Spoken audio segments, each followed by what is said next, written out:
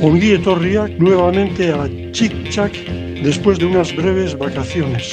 Yo estoy un pelín triste por la derrota sufrida por la Real en partido de semifinal contra el Mallorca, y por otro lado estoy muy contento porque el Athletic le dio un baño al Atlético de Madrid y me da la impresión de que la Copa no se va a escapar de los atletizales y vamos a ver a la Gabarra otra vez navegando por la ría. No sé si mis tres contertulios son futboleros. Tal vez lo mejor sea preguntarles. Fernando, ¿eres seguidor del fútbol? Gabón, pues te puedo decir que no soy muy futbolero. De hecho, en casa sí que el hermano sí que jugó a un buen nivel, además de fútbol, de portero de fútbol. ¿En el Castilla? En el Castilla llegó a estar, sí, en el Sanse varios años con Björn mano a mano, y luego estuvo en el Castilla. Me preguntaba por acá, ¿qué ha hecho tu hermano? Y yo decía, no tengo ni idea, pregúntale a él. O sea que... Entonces no le sigo. Sí, Miquel. No, yo tampoco soy muy seguidor de fútbol, ¿vale? Es imposible no enterarse y tal, pero no soy. De hecho, a veces, pues nada, pues voy por Donosti o por ahí, veo la calle vacía o un tráfico a la leche y digo, joder, así hay partido de fútbol. Así me suelo enterar. A ver si es cierto. Paquito tampoco es seguidor de acérrimo. No, la verdad que no. De chaval seguí bastante, de chaval ahí con 12, 13 años, pues en la escuela, pues quieras o no. Sí. La Real además acababa de subir a primera después de estar unos años en segunda y entonces le seguí, pero lo demás no. Es curioso, yo tampoco soy futbolero de estos de ir al campo ni de seguir, pero bueno, siempre tienes eso, te informas mínimamente. Y yo soy un poquito más de entrenadores. Si me cae bien el entrenador, vaya donde vaya, yo me hago de ese equipo. Bueno, aquí no estamos para hablar de fútbol, estamos para hablar de highlight, de cesta punta, que es lo que nos trae a este podcast. Fernando, me comentabas antes de empezar que tenías algún apunte sobre la entrevista que le hice a Xavi Barandica. Sí, efectivamente, pero bueno, una vez más te voy a estropear el guión, ya sabes que me gusta un poco ir por libre. Entonces, antes de hablar de la entrevista a Barandica, una idea que me va rondando por la cabeza y que, bueno, a ver qué os parece. Nada, pienso que sería interesante crear una especie de apartado, ¿no? Para los oyentes, para que puedan tomar parte un poco de este espacio, que puedan participar, implantar, pero sería interesante una especie de mini concursos para que los oyentes pues, puedan votar o puedan tomar parte, entonces estableciendo algún tema, ¿no? Por ejemplo, pues cuando estemos en competición, pues en un partido cuál puede ser el mejor pelotario o por ejemplo, pues ¿por qué no una votación al mejor comentarista del mes, ¿no? Pues también, claro. Entonces estamos aquí. Esa es buena. Fernando, como sabes que vas a ganar, pues claro, propones ahí este concurso. Sabe terminar, porque claro, aquí estamos los cuatro, pues muy cómodos en nuestra zona de confort, ¿verdad? Con nuestras elucubraciones y nuestras ideas y nuestras... Entonces, imaginaos una voz en off que después del final del programa diciendo, la audiencia ha decidido que esta semana salga de esta casa Mengano. O sea, imaginaos la presión que tenemos ahí, ¿no? Sí. Más todavía. Entonces, bueno, a mí toda idea innovadora me parece bien, ¿eh? O sea, venga, que algo hay que añadir y que sume más gente a participar. Eso es. Paquito, yo creo que ya podemos espabilar porque tú y yo estamos nominados seguro, vamos. Hazte la idea que Juan Ignacio, como creador del podcast, no se va a autoexpulsar. Entonces, ahí estamos ya en desventaja. Y claro, si estuvimos hablando de una carrera de caballos, pues aquí tenemos a Mikel que nos lleva varios cuerpos de ventaja, o sea que, Paquito, tenemos que dar una alianza y tenemos que hacer algo en este tema, ¿vale? Vale, algo se hará. Bromas aparte, allá entrando en materia, en la entrevista que le hiciste de la última que se ha hecho de Barandica, pues lo que decía Mikel, ¿no? Ese tipo de entrevistas muy interesantes porque muestran el lado, digamos, más personal del pelotari, ¿no? Cómo vive esta persona el deporte, su pensamiento. Entonces, de la entrevista de Xavi Barandica había dos puntos que tenía aquí por mencionar. Una palabra que repitió mucho en referencia a la lesión por la que se está recuperando, ¿no? Que ya está más o menos viendo la salida, pero decía la palabra soledad, ¿no? Y entonces es cierto que en situaciones de tipo, pues sí que pues, estás arropado por la familia o por los amigos, etcétera, etcétera, pero hay momentos en que este diálogo interno que todos tenemos contigo mismo y siempre sale, ¿no? la duda, ¿no? Que, bueno, saldré de esta o podré seguir jugando, ¿no? Entonces sí que yo creo que dejó muy claro el tema de la dureza de ese momento y de ese sentimiento de soledad, que me quedó muy grabado, ¿no? Y luego hay otro sentimiento, otro instinto que no tiene una explicación racional. Como decía Iker Iribarría, que fue pelotari profesional de mano y que en el día de su retirada dijo: fui pelotari, soy pelotari y seré pelotari. Este es un sentimiento que yo creo que los que hemos vivido aquí pues lo llevas dentro y no tiene su explicación, ¿no? También en la entrevista Barandica lo dio a entender, ¿no? Que su máxima ilusión es jugar hablaba de los años de Dania en Florida que han sido un sueño logrado, ¿verdad? Y ahora lo único que tiene en mente es volver a la cancha. Este sentimiento que lo llevamos dentro es como una atracción, como la fuerza de la gravedad, que no puedes hacer nada por evitarlo, ¿no? Es una experiencia que no hay nada que te llene más que salir a la cancha, estar dentro de la cancha y vivir esa intensidad del juego, cuando viene la pelota a esa velocidad, cuando tienes una milésima de segundo para tomar una decisión y dices, bueno, ahora no de tiro, ¿no? Adentro, a dos paredes, atrás, es algo que llena mucho y que creo que quedó muy reflejado en la entrevista con Barandica. Esos serían un poco los dos puntos que me llamaron la atención, que escritos para decir, bueno, pues lo tengo que contar. A mí me gustó mucho también la entrevista, la verdad es que la disfruté, como todas las entrevistas que estás haciendo a los pelotaris. Verle ese gen también competitivo, me gustó escucharle que decía, no, la final aquella que perdí, ¿no? Contra mi querido primo y mentor, que le fastidió y tal. Hubo unos puntos que me gustaron, verle en plan campeón y con ganas de pasar a ser la máxima figura y esa rivalidad con el Kiaga. Yo no tengo el gusto de conocerle a Barandica y siempre, pues bueno, tienes la sensación de que conoces un poquito más al pelotari y le veo también en ese estado mental, ¿no? Con ganas, con hambre, me pareció muy interesante. Yo, tanto en la entrevista que le hiciste a López como a Kiaga y como a Barandica, lo que sí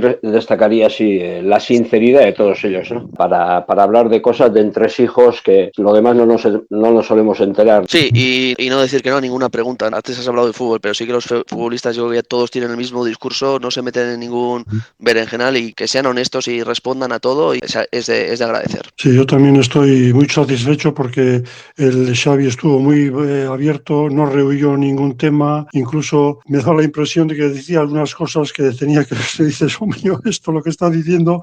Una de las cosas que me quedo de las que dijo fue esa soledad, no con las lesiones, sino para ir a ensayar, ¿no? Que no encuentres tú compañeros de tu nivel, que no se organicen los ensayos, la necesidad de un director deportivo, que esa figura que por lo visto va a rellenar Iñaki Goico, ¿no? Para organizar ensayos, darle un poquito de formalidad al tema deportivo, me pareció muy, muy necesario y de suma importancia para profesionalizar una vez más o con más contenido a los pelotaris de élite. Si dejamos un poquito a un lado a Xavi Barandica, yo quería de que la semana pasada falleció en Miami uno de los más grandes pelotaris del siglo XX, que fue Fernando Orbea, y a los 89 años falleció en su residencia de Florida. Yo no llegué a verle jugar, pero por lo que cuentan, me acuerdo de tu padre Fernando, de José Ignacio, que cada vez que hablaba de Fernando, que coincidió en Zaragoza, incluso llegó a jugar en las fiestas de Santiago de Villabona, en partido de exhibición con tu padre, y decía que estaba por un peldaño por encima del resto, de los Segurbides, chinos, Ondarrés y demás. Le vamos a dedicar un episodio monográfico a la figura de Fernando porque se merece. Fue, como he dicho antes, uno de los más grandes, Tari de Marquina, como el gran Erdoza Menor. Si tengo bien entendido, Miquel, tú contribuiste mucho a ese libro que ha publicado José Agustín Larrañaga sobre la vida deportiva de Fernando Orbea, Miquel. Sí, mucho, poco, algo contribuí. Yo concreté pues mira, las cosas buenas que han traído, pocas, pero algunas que ha traído buena durante la pandemia. Yo quería leer más sobre pelota y había un libro que me interesaba mucho, que era el de Salsamendi, que no lo encontraba, que sabía que había escrito José Agustín Larrañaga. No había manera de esto y al final no sé cómo, pues di con su número y charlé con él. José Agustín, que creo que recientemente ha cumplido 90 años y que yo pues tengo 40 y pocos, entablé cierta... Bueno, es bonito, ¿no? El Hayalay a veces puede unir con diferentes generaciones, como es el caso, y empezamos a hablar y le pregunté, ¿y estás ahora con algún proyecto o estás haciendo algo? Pues estoy haciendo el libro de Fernando Orbea, pero me cuesta encontrar información, sobre todo porque jugó mucho tiempo fuera, etcétera. Yo en internet no me manejo tanto y tal. Y nada, empecé pues, a hacer búsquedas en unas hemerotecas, en los diarios de Cuba, Miami de la época, y fui recogiendo al principio poco, pero después mucha información, que gran parte de ella aparece en el libro. Me gustaría, aprovechando de hablar de Fernando Orbea, que luego os doy pues cuatro datos, ¿no? Que a mí me sorprendieron, porque yo obviamente por edad tampoco le he visto nunca jugar y siempre he oído lo mismo que comentas, que ha sido un pelotari el mejor de su generación, ¿no? Y es indiscutible, he leído muchas crónicas de él y así lo constatan y también se ve con los resultados. Un breve apunte antes de entrar en algunos datos de Fernando Orbea. José Agustín Larrañaga ha sacado ya 10 libros, 10 biografías sobre pelotaris de Jai Alai de manera totalmente propia, autoeditados. Me parece un escándalo. Me da pena que las instituciones editoriales, todo lo que sea por lo menos cercano, no apoye una labor como esta, porque está rescatando, se va a preservar datos que si no se van a perder. Está haciendo una labor, vamos, magnífica, que creo que no agradecida. Desde aquí, todo el mundo que no conozca estos libros, que adquiera uno, y es un llamamiento también, no sé cuánta gente de las instituciones públicas nos oirán, espero que muchos. Ahora encima vas al palco con el Endacari, Juan Ignacio, Eso, bueno.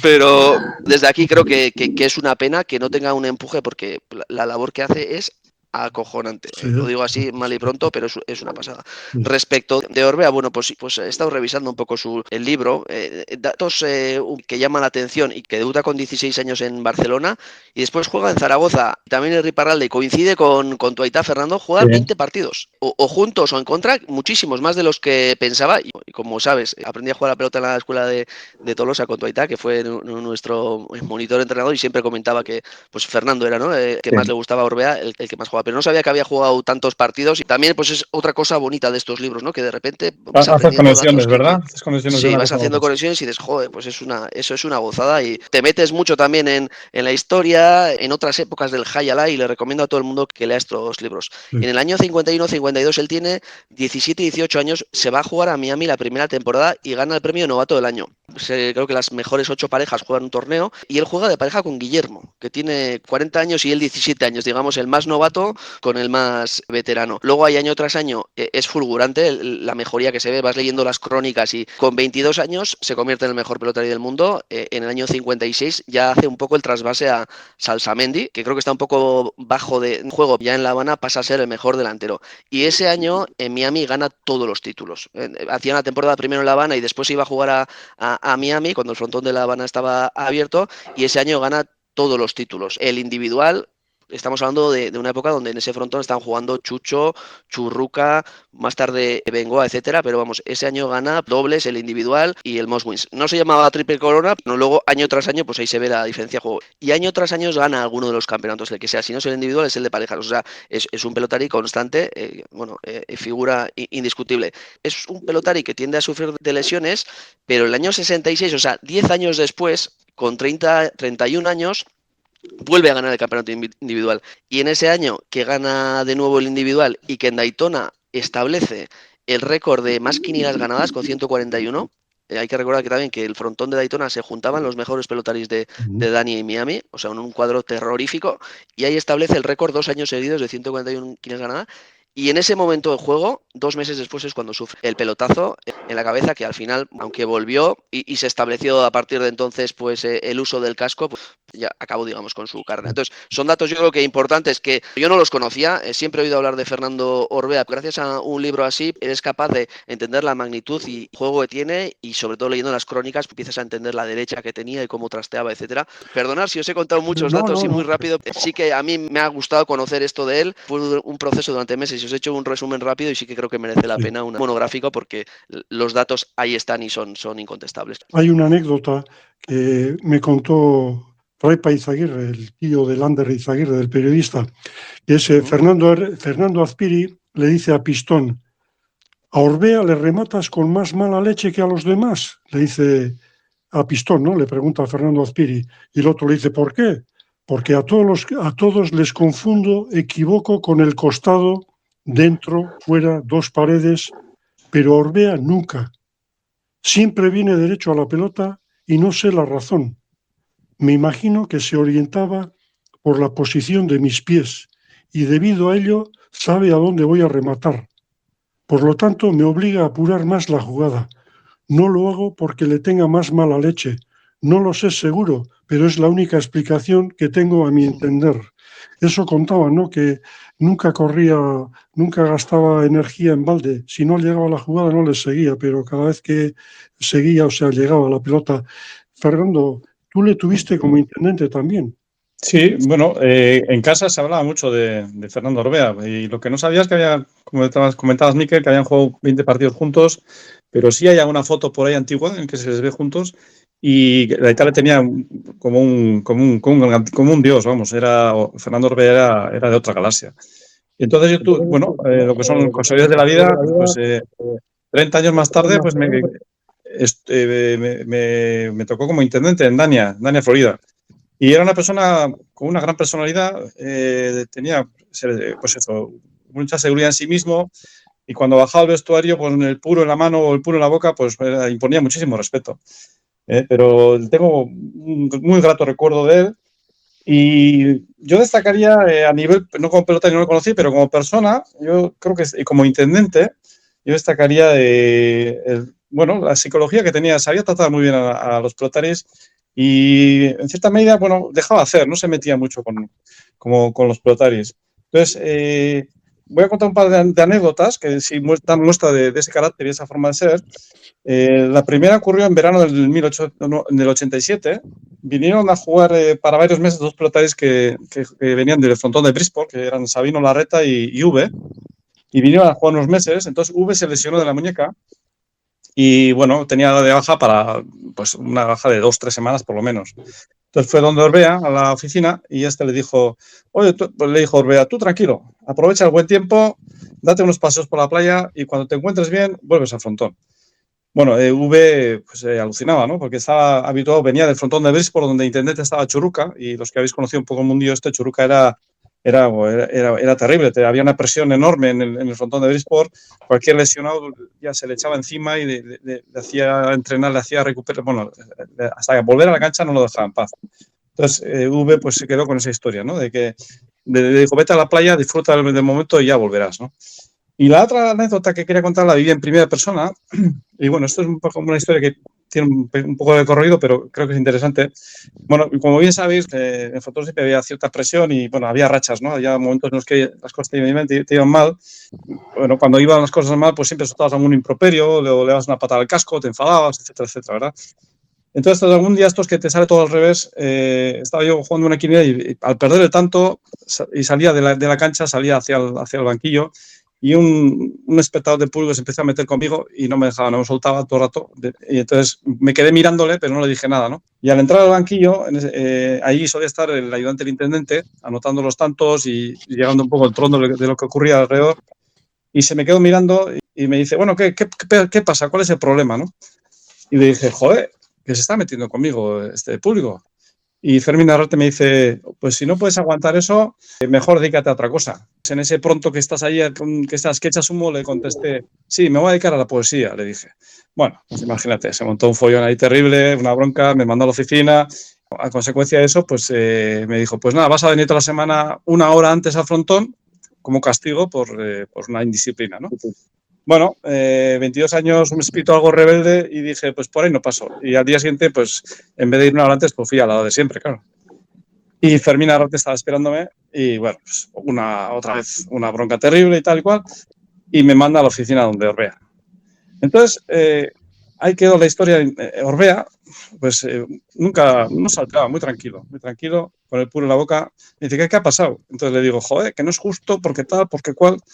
Y me corta la conversación y me dice, mira, chaval, no voy a entrar a valorar lo que es justo y lo que no es justo.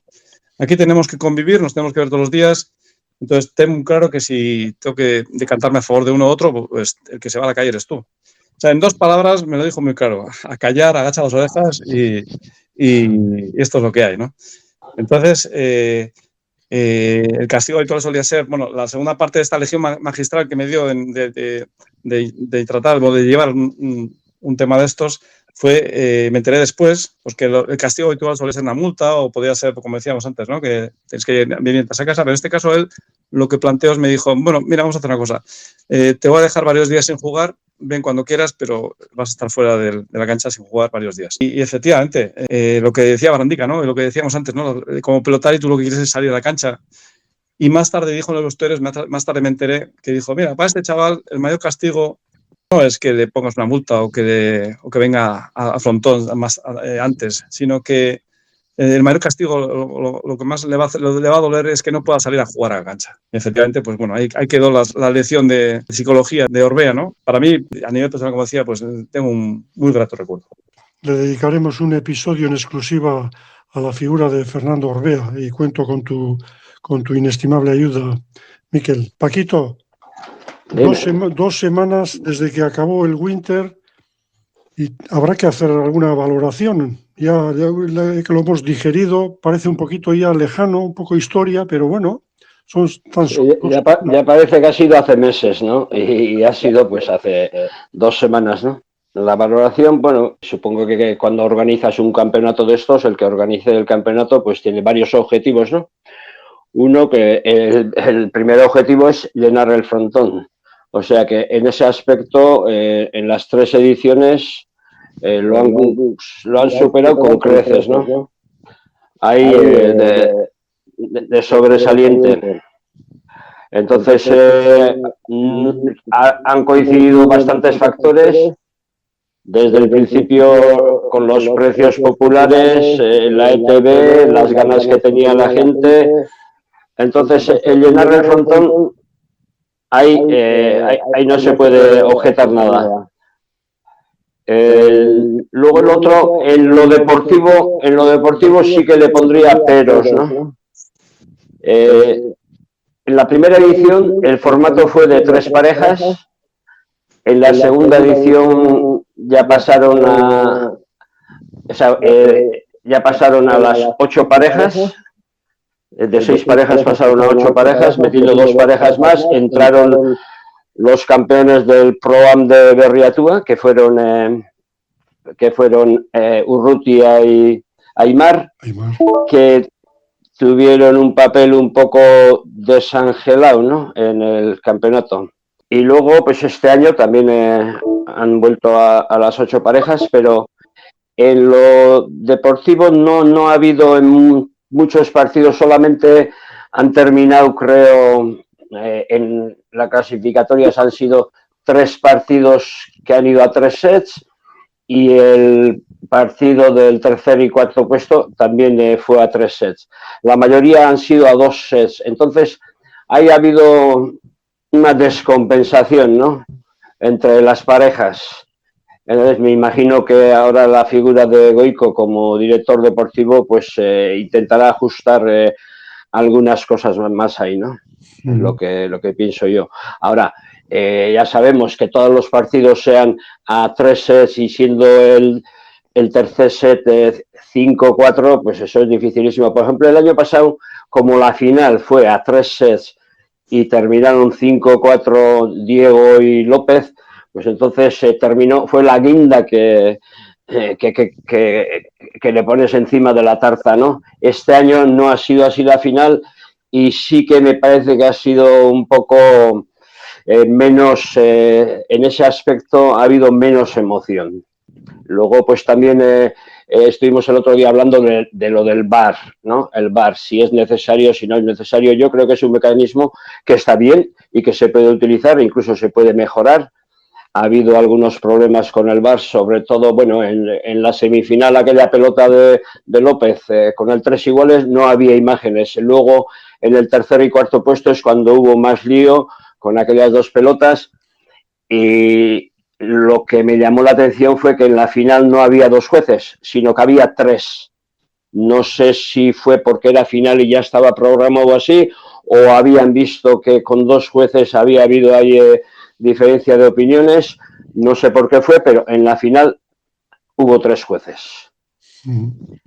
Entonces yo, con los jueces, sí también comentamos cuando la humedad, darles más potestad para poder ser ellos los que decidieran, ¿no? Que se les vio que no sabían qué hacer, que había que consultar con la empresa y esas cosas. Entonces, en el aspecto deportivo sí que le pongo peros.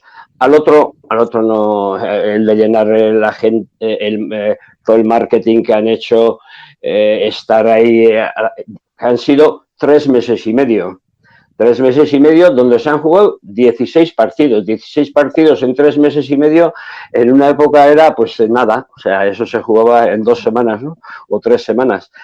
Pero lo que sí les animaría a los de Eraman, que lo que funciona, mimarlo y mantenerlo. Y lo que no funciona del todo, pues innovarlo sin miedo y probar cosas diferentes sin miedo. Pero en general, luego sí que si es moda, que si esto puede ser una espuma, que sí que tapa mucho la situación actual de la cesta punta, ¿no? Que parece que el que vea solamente Guernica, el que vea el ambiente allí, pues puede pensar, el que sea un poco más neófito, puede pensar que la cesta goza de muchísima salud, pero no, la cesta punta sigue en la UCI, estamos escuchándoles a pelotaris como Barandica, Arqueaga, López y eso, su soledad. Estamos hablando de pelotaris de élite, pero que no son... se dice que son profesionales, pero no, todos tienen su trabajo, no son profesionales como se debería de entender. A veces igual el Winter Series con todos estos 3 meses y medio camufla un poco la realidad de la cesta punta. Miquel, ¿qué valoración harías a posteriori? A ver, que ha sido un éxito en popularidad y en asistencia, es el tercer año consecutivo, ¿no? Y ya no es casualidad, no es el efecto nostalgia de porque se iba a cerrar el frontón de Dania, que sí que hubo mucho de eso al principio. Por tanto, hay cosas que se están haciendo muy bien y ojalá se puedan seguir repitiendo. Sí que creo que hay una organización que se preocupa por los detalles, porque la experiencia dentro del frontón sea buena. Las retransmisiones en la ETV pues, son de mucha calidad y están pues, bien realizadas, y yo creo que está ayudando mucho y es parte del éxito. ETV también está haciendo mucha publicidad y seguimiento entre semana, ¿no? La tele se está preocupando por darle bombo.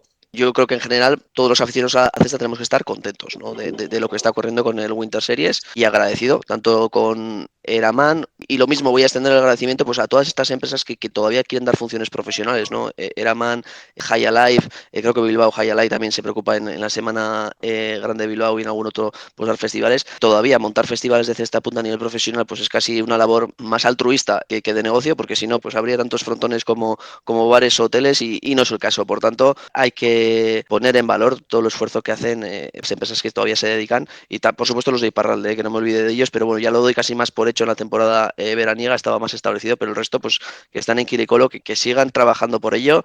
Jope, hay que darle mérito. El éxito que está teniendo el Winter Series, yo creo que en gran parte viene por el empuje de ETV y luego por la forma de hacer diferente que están haciendo, no dando solo una función, que no es tanto dedicado al pelotazale como a más público. Y eso es un acierto y no se puede negar. Los precios populares, sí, si estas mismas funciones, pues en vez de a 10, 15 euros se pusieran a 40, 50, se llenaría el frontón. Yo tengo serias dudas en que eso no sería así.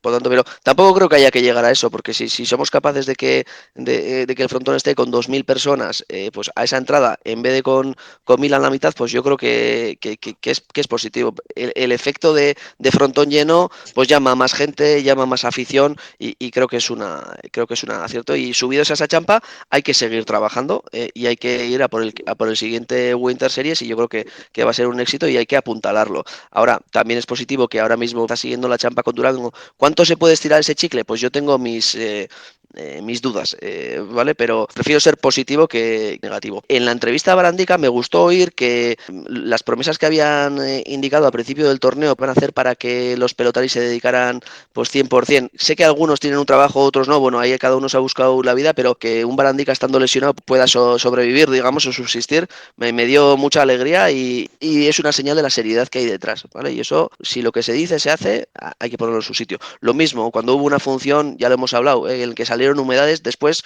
reaccionaron para que eso no volviera a ocurrir y se han preocupado pues para que el espectáculo y que lo que haya que hacer pues se haga. A nivel de juego, pues ahí ya es otra cosa. Hubo un artículo interesante de Balda, de Javier Eguía, en el que hablaba de las parejas desequilibradas en el torneo, que suscribo casi punto por punto lo que él comentaba, especialmente la pareja que jugó un torneo Pro-Am, ¿no? Digamos, el ganador de ese torneo iba a participar en el Winter Series, que esa pareja jugara junta y no mezclada con otros pelotaris, no fue un acierto, y es verdad que esa pareja no ha ganado ni un partido ni un set. Creo que hay puntos a mejorar. La incorporación de Goico al plantel, pues creo que sí que va a ayudar, y luego los resultados han sido abultados. Solo 3 partidos a 3 sets, sí, y qué diferencias de tantos. Y los números son los números. Pues ha habido más de 6 jornadas con una diferencia de más de 10 tantos. Partidos que se juegan a 30, prácticamente a 2 sets, que una pareja no llegue a 19, diríamos, sumando los 2 tantos, pues bueno, hay algo que creo que se tiene que mejorar. Fernando, comentabas en el episodio anterior que no hacían falta estrellas o figuras o... Bueno, yo tengo ahí hay cierto debate. No digo que tengan que tener el mismo nivel que antes, pero creo que el producto que se vende es el High Alive más un montón de cosas que lo están haciendo genial, pero creo que tiene que ser interesante también el juego y disputado. El otro apunte, que en 4 meses de torneo haya parejas que solo hayan jugado 3 partidos, joder, también les atribuye mucho mérito a los pelotaris, ¿eh? Estar enchufados en tanto tiempo jugando tan pocos partidos, me parece que... Y no le veo mejor solución, ¿eh? No creo que los de Eraman tengan muchas mejores soluciones. Hay que ponerse en la piel de esos pelotaris que juegan partidos con tanta diferencia de meses y sacar esa motivación y no despistarse en el día a día, pues para estar centrados. Lo primero que me parece interesante es bueno, lo que dije yo en tu día, ¿no? Que no hace falta figuras, no es que diga que no hace falta figuras, si hay figuras mucho mejor. Pero lo que han sabido hacer en Eraman es, sin que han sabido darle al producto vida propia. O sea, es algo que está ahí, que es evidente y que todos estamos de acuerdo. En referente a lo que estamos hablando sobre el Winter Series, a nivel deportivo, claro, nos venimos arriba, ¿no? Vemos un torneo, el frontón lleno y, joder, esto es una maravilla. Pero hay que situarse, ¿no? Es importante el contexto actual y Paquito lo ha dicho muy bien, ¿no? El Highlight está como está. Profesionalmente, Eraman, no sé si son 8 los pelotaris que tienen un contrato, pero es algo muy escaso, ¿no? O sea, es lo que hay. Estamos hablando de un partido a la semana, como has dicho muy bien, en 4 meses jugar 3 partidos, pues es muy justito, pero es que es lo que hablamos, ¿no? Estamos todos asociándolo a lo que hemos conocido, a los 14 frontones en Estados Unidos, 600 pelotaris, la figura del intendente en un cuadro de 40 pelotaris, un intendente y un ayudante del intendente. Y aquí, pues estamos hablando de un cuadro profesional de 8 pelotaris y la figura de Goico, ¿que va a ayudar? Por supuesto que va a ayudar. Ahora, como intendente en sí, se queda un poco cojo lo que estamos hablando, ¿no? La coyuntura que hay, lo que estamos todos añorando, ¿no? Que se pueda vivir profesional de la cesta punta del High Alive, pues hoy en día pues es algo que no está... Ojalá salga así, ¿eh? Ojalá pueda Eraman, bueno, seguir avanzando y enfocarlo y sería interesante saber cuáles son sus planes, ¿no? Incluso sería interesante invitarles a un podcast para que cuenten sus planes de futuro y qué es lo que quieren hacer, ¿no? Pues, ¿no? El Winter está ahí, ha sido un éxito, pero el High Alley profesional está en pañales. Haciendo comparaciones que son odiosas, pero bueno, la pelota a mano tiene 2 cuadros de pelotaris profesionales, pero también algo que a mucha gente se le escapa es que bueno, una gran parte de sustento económico es una subvención pública, hablando bien y pronto. O sea, empresas de pelota mano profesional reciben más de 1 millón de euros al año por los partidos retransmitidos. Si esa misma ayuda llegaría a la cesta al High Alive, seguro que en vez de un cuadro 8 pelotaris podría ampliarse el cuadro y podría hacer cosas más interesantes, ¿no? Una mayor continuidad. Un último comentario sobre el Winters. Sí. Os pregunto a todos. Tanto en el anterior Winters como en este, el último partido, el de la final, ha coincidido con la despedida de Beaskoetxea y Goico. ¿Sois partidarios de que esto sea así? Y meto el matiz. Creo que tanto Goico como Beaskoetxea se han ganado el derecho a irse cuando les dé la gana, ¿vale? Y empiezo con eso y acabo con esto. Lo que decidan ellos va a misa porque el rendimiento que han dado, bueno, pues fuera de todo lugar y creo que tienen derecho a decidirlo. Ahora, a mí me parece que el nivel de ambos en la final estuvo por debajo de lo que son, de lo que han jugado, y no sería mejor, oye, juega el torneo hasta el final y después que haya un partido de despedida, si ellos acceden, obviamente, insisto, en que tienen derecho a decidir, porque creo que, no sé si fue demasiada presión en ambos casos. En el caso de Diego ganaron el partido, pero él no jugó un buen partido, jugó el peor partido del campeonato, y Goico diría lo mismo, no sé, y encima tampoco estaría mal otro llenazo para las arcas de la empresa el día de la despedida, que seguro que se llenaría el frontón. ¿Qué opináis de eso? Que es algo que creo que no hemos comentado, pero a mí esa duda me ha surgido después del torneo. Completamente de acuerdo, Miquel. Es más, como bien dices, en un torneo y con la presión de que te despides, pues no rindes lo que tienes que rendir. Y mira, a mí me pasó personalmente, mi última temporada profesional fue en Acapulco, y entonces el intendente planteó un último partido de despedida para esa contra trío. Y le dije, pues yo creo que no estoy para jugar contra un trío en un partido final en que tus emociones, estás en la cancha, pero tu cabeza ya está volando, digamos, al otro lado. Y entonces yo creo que, bueno, el partido salió muy mal, fue un desastre. Ya de por sí era un partido difícil, pero en estas circunstancias pues se vuelve completamente en contra. Y completamente de acuerdo contigo, y yo creo que esos pelotaris merecen una parte y un festival exclusivo para que se despierten a lo grande con un partido más tranquilo y bien en otro ambiente. Sí, Erquiaga comentaba en alguna entrevista después de la final que más que final, muchísima gente lo que fue allí, más que a ver la final, fue a ver la despedida de Goico. Entonces tuvo la presión esa. Luego también sí, tenía un zaguero bueno, pero luego hay que llegar a la final. Diego el año pasado tenía a López, pero luego hay que llegar a la final. Coincidió, ¿no? Coincidió. En el caso de Diego salió bien. En el caso de Goico, pues no salió bien entre comillas, porque no quita, ya dijimos la vez anterior, que no quita nada lo campeón que ha sido, ¿no? Sí, a mí me ha parecido un buen apunte, Mikel, el tuyo. La verdad es que no me he puesto a pensar, pero tal vez hubiera sido lo más sensato, pero bueno. Fernando, en cuanto a los planes de Eraman, ya tengo concertada una entrevista con Zigor Echevarría, que es uno de los responsables, no sé si el máximo responsable de Eraman, y es cuestión de días en las que intervenga en este podcast. Por lo tanto, espero que nos cuente los orígenes, esta travesía que están teniendo, planes de futuro. Yo la verdad es que estoy deseoso de poder charlar con Zigor para que nos cuente desde dentro qué es lo que ellos quieren hacer, sus limitaciones, sus proyectos, etcétera. En cuanto al éxito del Winter, a mí me parece que esta fue en parte, según tengo entendido, una apuesta personal de Joseba Urquiola, director de deportes de ITV, que fue el que dio el visto bueno a este torneo en la primera edición. Estuvo en un quilicolo, pero al final se materializó, y da la impresión de que con la ayuda pertinente, con la promoción que han hecho y, como habéis comentado, el apoyo de ETV, la cesta punta, el highlight, tiene su nicho de mercado en Euskadi. O sea, no es que se diga, no, es que lo ven 4 gatos, no, el público responde en masa. No lo sé, los datos de audiencia, me imagino que Sigor nos los contará, pero da la impresión de que hay un buen seguimiento. A donde quiero llegar es que el reparto del pastel, ¿no? La tarta televisiva, si lo hiciéramos de manera justa, no alteraría el actual status quo de... Yo pienso que la diferencia de tratamiento de ETV de la mano a la cesta punta es abismal, ¿no? Es abismal porque ya lleva unos años consolidada con la mano, donde puedes tener partidos de campeonato el viernes a la noche, el sábado a la tarde y el domingo por la tarde, ¿no? Y entonces la cesta punta, y que no, oye, y dentro de lo que cabe, agradecidos, ¿no? De que al menos el lunes está limitado al lunes. Lo de Guernica, por lo de los lunes de Guernica, empieza el último lunes de octubre, que tiene una connotación en Guernica, y los lunes, y bueno, y está funcionando. Y los partidos de Durango también en el Women's Series también va a los lunes. Dices que el año pasado lo de Donosti pues no retransmitieron, pero los partidos de Donosti son los sábados, y entonces ahí está copado ese horario, está copado con la pelota a mano.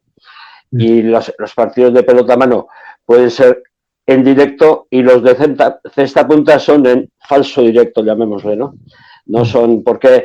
Porque sabemos que el lunes a esa hora pues hay otra programación en la ETV, y entonces estás esperando a que termine esa programación para que entre la cesta punta, ¿no? Luego, si es moda o no es moda, el año pasado, cuando empezó la segunda edición del Winter Series, una Versolari conocida en su columna de Berría hacía un análisis de lo que estaba sucediendo en Guernica, ¿no? Lo que estaba sucediendo en Guernica, pues la moda o la novedad, decía, antes los lunes el que iba al frontón era, porque claro, los lunes en Guernica en octubre pues había partidos y eso. Dice, el que iba al frontón era un friki, y ahora parece que con el auge que tiene esto, parece que friki es el que no va al frontón, el que al día siguiente no puede hablar sobre el partido de pelota que ha visto, el que no ha estado en aquel ambiente. Oye, será moda, será lo que sea, pero bienvenido sea. O sea, allí la gente que en la final hubiera un montón de gente que quería entrar, bueno, eso es impensable, ¿no? Hace pocos años. A mí me parece un poco desalentador que, a pesar del paso del tiempo, en cierta manera seguimos en una situación de reino de taifas. Fernando ha comentado que las empresas de mano son dos, y son dos las que actúan conjuntamente y ofrecen un paquete a Euskal Telebista y a sus patrocinadores. En la cesta punta todavía estamos repitiendo viejos esquemas en el sentido de que Eraman por una parte y High Alive por otra.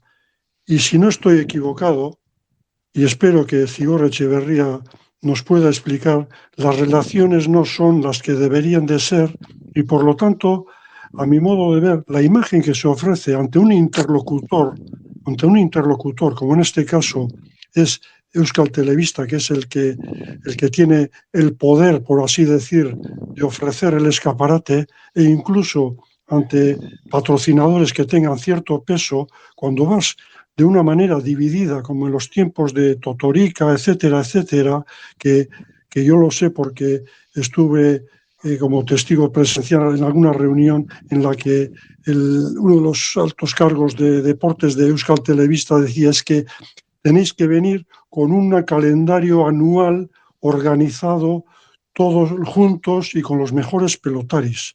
Por lo tanto, si todavía no existe esa capacidad, sí, se ha creado la High Alive League, Eraman y las empresas de Iparralde. ¿Y High Alive por qué no participa? O sea, si queremos que el deporte se consolide en sus estructuras, si entendemos que todo está en construcción, con el mercado que tenemos y solamente con un medio interesado, como es en este caso ETV, flaco favor hacemos si no van todos de la mano. Flaco favor. Por lo tanto, yo creo que una de las checolanas o una de las cosas que se debería de subsanar es de que no hay cabida para diferentes proyectos, si no van de la mano, entiendo yo.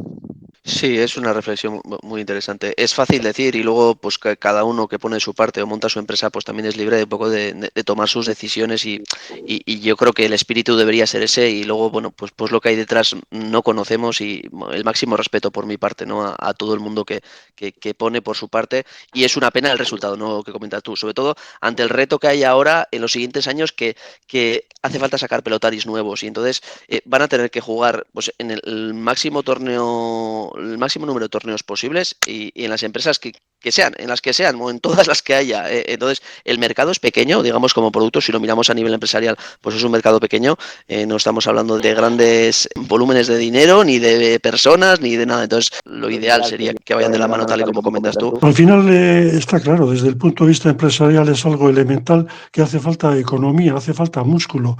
Hablamos de que no hay donde echar mano de pelotaris para crear un winter de verdadera calidad. Pelotaris sí hay, claro que los hay.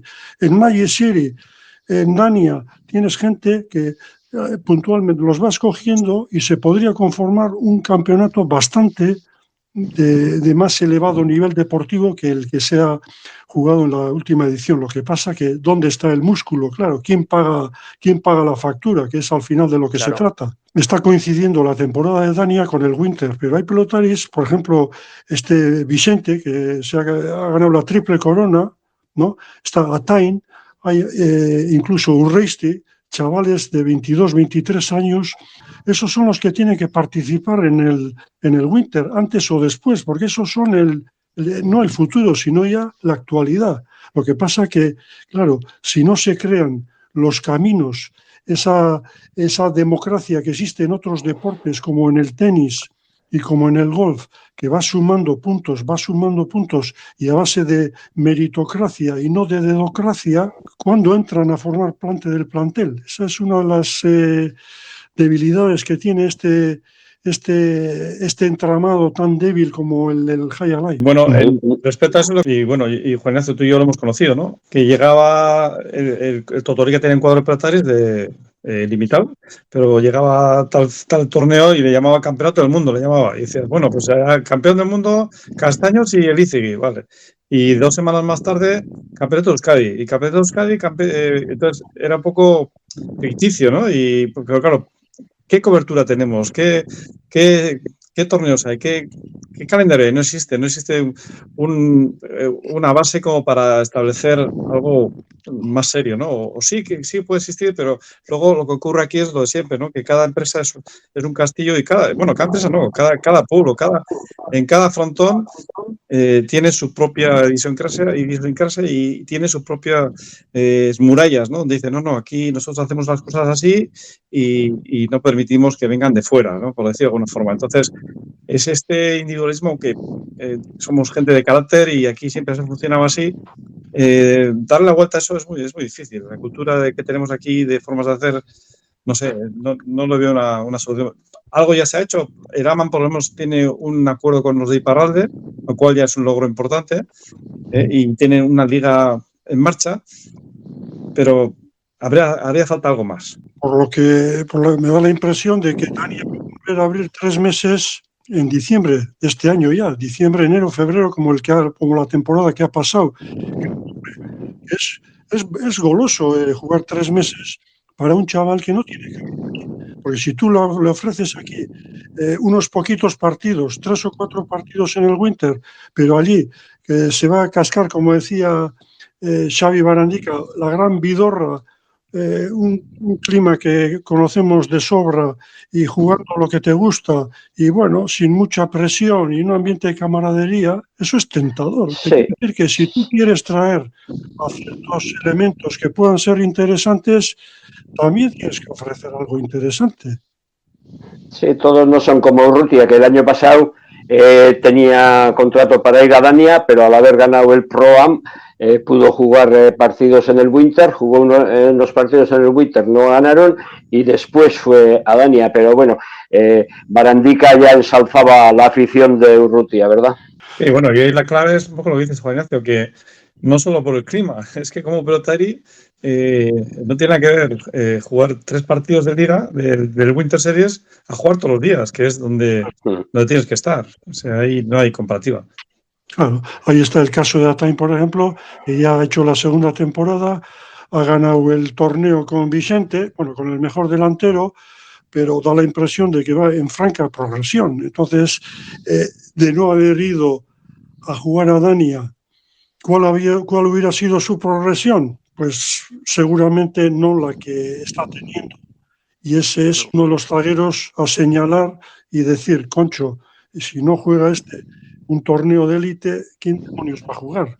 El caso de Argoitia, del nieto de Javier Argoitia, que ha ido con 16, 17 años, jugando en Guerriatuba, jugando en Marquina, algún partidillo que otro, pues no vas a progresar como va a progresar jugando 3 meses con gente bastante mejor que él, por su, en fin, porque en el momento está haciéndose como pelotari. Entonces hay pelotaris, pero hay un problema, da la impresión de que hay un problema de calendario también. Sí, totalmente. Sí, yo estoy de acuerdo con eso. Si fuera compatible Dania, incluso Magic City también. En Magic City tienes pelotaris, mira, Goiserri, no sé, tiene 22, 23, 24 años, por debajo de 25. Tiene un juego bárbaro. El otro día le ganó el individual a Olarano. Jugaron, a ver, no es el mismo frontón, ¿no? Pero jugaron un partido individual a 3 sets de 6, hasta 18 tantos, ¿no? Digamos, y le ganó, bueno, creo que perdió un set, pero bueno, se vio que está para ganarle para mí a Olarán ahora mismo. En frontón largo no sé lo que juega, pero sí, estoy de acuerdo. Douglas también juega mucho, el otro día lo comentamos. Y la final de Dania, que yo la vi, el juego desplegado por los 4, muy bien, con mucha mejoría desde el principio del torneo a lo que es ahora. Vicente y Atain comentabas, ganadores, los dos que más juegan. A mí me encantó Urresti, por ejemplo, de delantero. Cómo va la pelota, cómo mejoran el rebote. Sí, no sé. Ahí vas a comentar algo más de Magic City, Juan Ignacio, algunos pelotaris más. Pero... Está Igo Sherry, está Zulaika, está Laduch, Manu Laduch, que jugó en Dania y jugó en Miami con es un zaguerazo, Laduch. Zaguerazo. Ese en frontón largo yo lo he visto jugar en Dania y a la altura de cualquiera, o sea, cualquiera. Guernica rendiría mucho, sí. Rendiría muchísimo. El estilo de juego que tiene, con las dos manos, muy buen bote corrido, atrasa, un zaguerazo. Lo que pasa es que volvemos a lo mismo, las estructuras son muy débiles. Por eso es que a mí me duele que en el 2024 todavía sigamos con el reino de taifas, que no se llevan bien, que no sé qué, que no sé cuántos, cuando esto no es una economía que digas, no, es que aquí hay cabida, aquí no hay cabida. Sí, y incluiría a Magic City y a Dania que se juntaran todos un poco para tener ese posible calendario entre todas, porque claro, los 3 meses que comentas de Dania se chocan con el Winter Series y la temporada de Magic City pues también se choca con otras, entonces para los mejores pelotaris poder encontrar una fórmula sería lo ideal. Yo quería aprovechar un poco pues, Impasse para darle respuesta a Miquel sobre un planteamiento que Sí, hizo señor. del botecorrido de López. Entonces, voy a soltar una de mis teorías, a saber si son cosas muy personales. Puede que tengan, puede estar de acuerdo o no, pero básicamente sobre el botecorrido de López, curiosamente tiene un revésón impresionante, pero él dice que entra más cómodo de derecha, ¿verdad? Para mí la clave está en la forma de encestar y voy a explicar.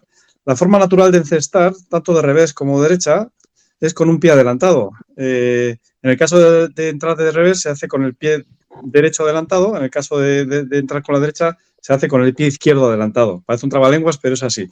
Y digo forma natural porque al hacerlo de esta forma, en el momento que encestas la pelota, con un pie adelantado, automáticamente ya estás posicionado para devolver del mismo sitio en el que recibes la pelota. Entonces, ¿qué ocurre cuando pelotas complicadas? Porque no hablamos de que López entra bote corrido derecha un poco cruzado, digamos, ¿no? Sino también en pelotas difíciles o pelotas pasadas, utiliza este tipo de enceste.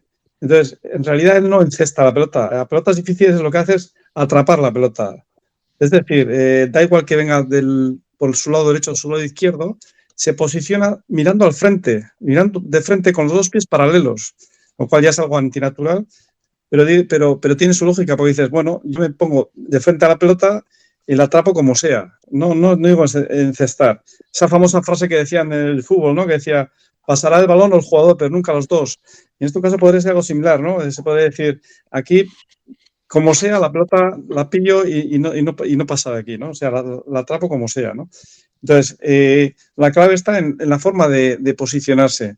Al haber esta prioridad, lo que hace López es le echa el cazo a la pelota, no encesta, le echa el cazo como sea, atrapa la pelota, es como un cazamariposas, ¿no? Aquí te pillo, aquí estás, y entonces eso da lugar, claro, a la segunda parte. Una vez que has entrado con los pies cambiados, como solemos decir en el gol pelotístico, dices, ahora es cuando viene, le doy la vuelta a la cesta, le pongo en su sitio, me reposiciono y lanzo la pelota, pues después de lo que entraríamos en otro tema a debatir, que es el del si es falta, si no es falta, si es juego sucio o juego limpio.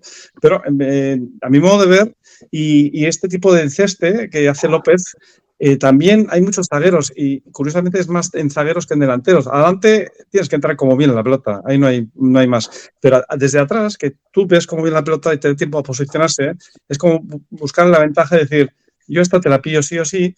Y como digo, López hace ese tipo de encestes, Lequerica también entra mucho de derecha forzado del lado izquierdo y luego le da la vuelta.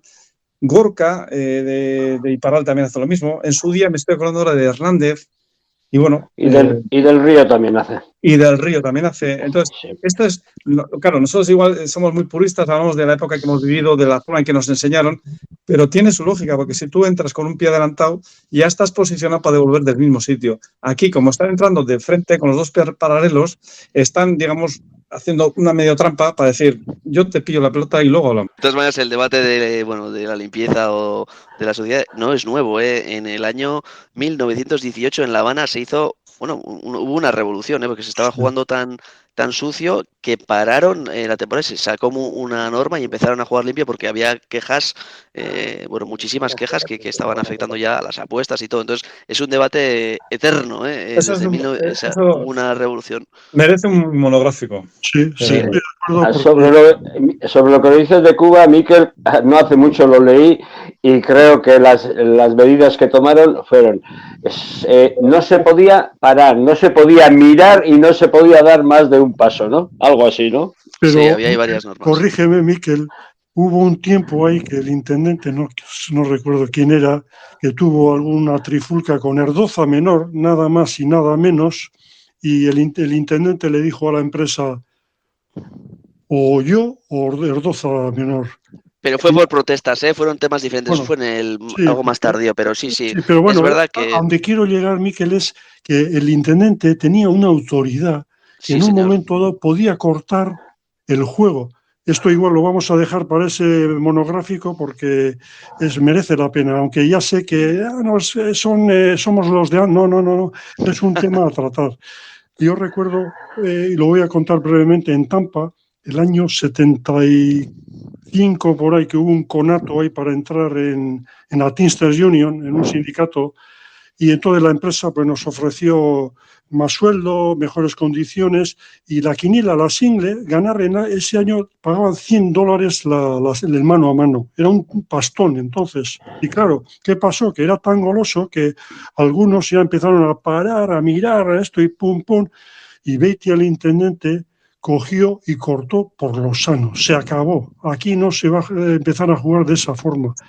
Si no hay autoridad, hay juego sucio. Y yo creo que una de las razones que ha traído esta corriente a partir del 88, sobre todo, es de que ha habido, sobre todo, una falta de autoridad, una figura que diga, esto no se puede tolerar. Bueno, y creo que hablaremos en ese monográfico de ideas, pero hay más que esperanza. El mejor pelotario de la actualidad es el más limpio. O sea, sí, o sea, no significa que tengas que ser sucio para ser mejor y tal. sí. O sea, las condiciones que tiene. Entonces, Sí, bueno, Miquel, creo que se puede. pero fíjate que el intendente va a ser Goico, justo hasta la otra cara de la moneda. Bueno, pues Fernando, habrá que hablar con toda franqueza, Sí. porque al final Sí. estamos hablando, nosotros pasamos. Goico cuando quiere echar rapidísimo, O sea, ya. Yo buah, siempre Sí, digo, ya se vio. echando un vistazo a la historia del Hayalay, los pelotaris, las empresas son muy frágiles, pero la modalidad es antifrágil, La modalidad ahí sigue. Ha habido mejores momentos, peores momentos. Hablamos muchas veces de las grandes plazas, pero nos olvidamos de un montón de frontones que no aguantaron el tirón, O sea, que fue un fracaso total. Pero bueno, eso también podemos hablarlo en otro momento. La vez pasada, Paquito nos cantó un verso y el Ola nos habló de Jesulín de Ubrique. ¿Te acuerdas, Fernando? Sí, perfectamente, sí. Bueno, pues yo, Paquito bertsolari, zalanik banekin, el Ola katerazin, Ubriqueko Jesulín, toreruak esana, dana omen da inkreibliak zuek, horinik bai jakin, lanak nazkat orain, zuek mututu ezin. Bueno, yo a esa te voy a contestar en otro doño, Hiru hilabete terdi, izan da Gernika, Zulaikak egizigun saioko gonbita, geroztik nola edo ala jorratuz kronika, berritxu xamar omen azerretolika, gumututu ezinez da orain Zulaika, gumututu ezinez da orain Zulaika. Pasuek. Miquel, Fernando, me parece que vais a perder puntos como lo... No, como pongamos en marcha la votación al mejor comentarista, yo estoy nominado seguro. Y yo también. A la calle. Novedad aquí. Muy bien, esto es todo por hoy. Volveremos la semana que viene si los seguidores así lo consideran. Depende de las encuestas cómo vayan saliendo. Gracias por escucharnos. Nosotros cuatro seguiremos una vez más al filo de la noche por territorio Hayalay. Eskerrik asko. Rengo bat arte. Eskerrik asko. Eskerrik asko.